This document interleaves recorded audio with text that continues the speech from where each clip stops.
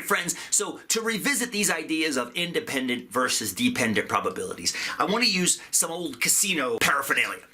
Dice, cards. Okay, so these two things are found in every casino on Earth, and they serve similar purposes for gambling, but they serve very different purposes for probability. Let's look at dice first. Okay, so when you have a single die, let's start with a single die, the little blue one right here. You know some stuff about single dice. I mean, we've played with these in class. When you roll a single die, there is a probability of each of those faces showing up. So I just rolled, I'm not even keeping track of what I'm rolling. I know I just rolled 3 5s, which seems kind of weird, but until you realize that random is clumps.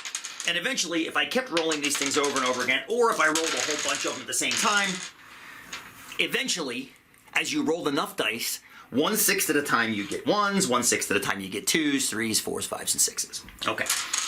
Now, how does this talk about independent probabilities? Well, let's look at this orange die right here.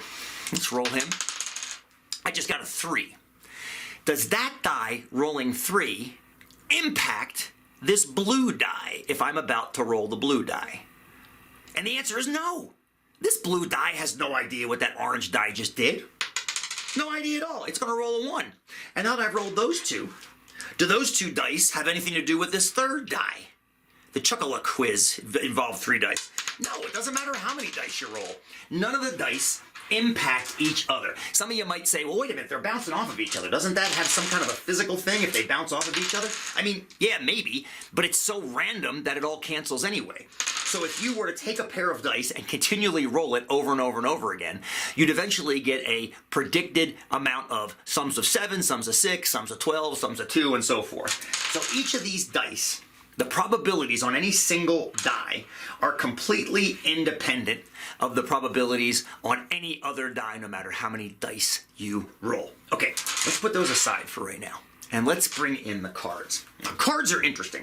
I'm going to shuffle them because I'm feeling like it. So when you take a deck of cards, it's let me show you real quick. The only time cards have ever been in that order since the beginning of the universe, likely. There's 52 cards in this deck. Half are red, half are black. A quarter are hearts, a quarter are diamonds, a quarter are spades, and a quarter are clubs. That's kind of fun. I got one of each at the end there. All right, now, shuffle them again. Toss them a little bit. I'm not a very good Vegas shuffler. I apologize.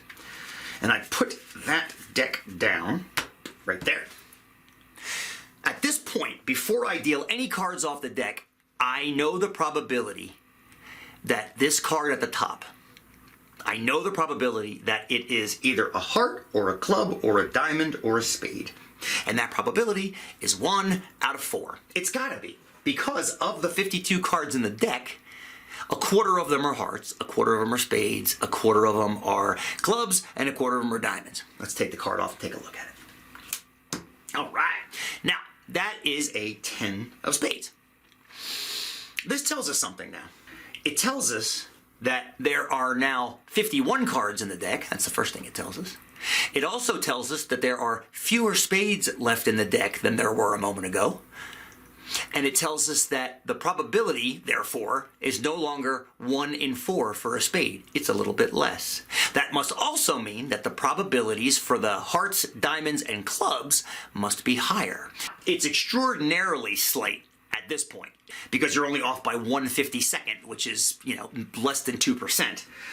But it is different. I mean, the chance of a spade just went down, and the chance of a heart, club, and diamond went up. Now, I'm just curious. I'm just going to take a look at that. Ha! We did get a second spade. Now, this tells us something about what's left in the deck, doesn't it? First of all, there's 50 cards left. 2 spades are out. That means there's only 11 spades left. That means the chance that this card is going to be a spade is 22%. How do I know that? 11 cards out of the remaining 50. That also means that the other 3 have to be at 26%, don't they? Because there's 13 of each of the other cards left.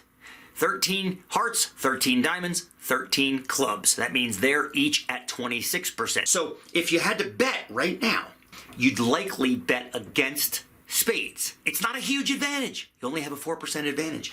But you want to bet against spades because it's more likely going to be either clubs or hearts or diamonds. And now again, the deck has shifted. Now there's 49 cards left. So do you see how every time we pull a card off a deck, every time we pull a card off the deck,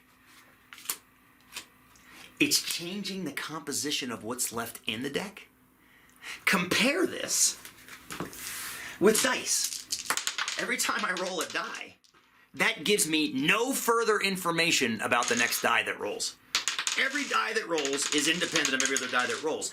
But when I pull a card off a deck, it tells me something about what's left in the deck still.